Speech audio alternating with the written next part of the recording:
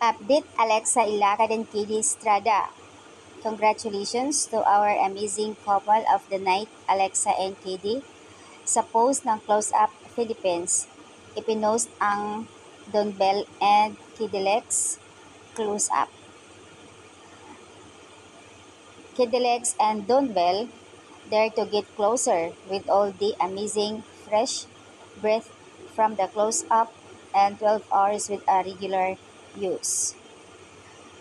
2023 na tinanghal din ang Don Bell as a close-up. So, ilang months lumabas na rin ang kanilang endorser ng close-up. Dahil nga tinanghal ang Kidilex ng close-up, baka nga siguro inaantay lang din talaga na mailabas ang kanilang endorser dito sa close-up. Maraming nagpapasalamat dito sa Close Up Philippines na sana mailabas na ang close-up ng endorser ng Kidilex. Thank you so much. Ayon dito sa karamihan, nagpapasalamat dito sa Close Up Philippines. Samantala sa IG story ng Watsons, IG story mismo ng Watsons, andoon si Alexa Ilacad. May isang guy na something staff ng shoot or doon sa Watson mismo.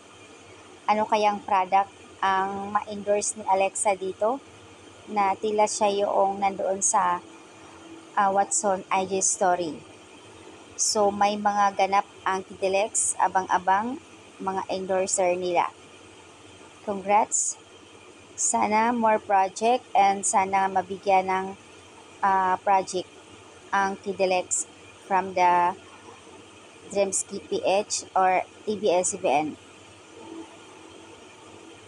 Di malayong mabigyan ng project ang Kidilex sa kanilang galing, multi-talented, lalo na sa kanilang pagkanta.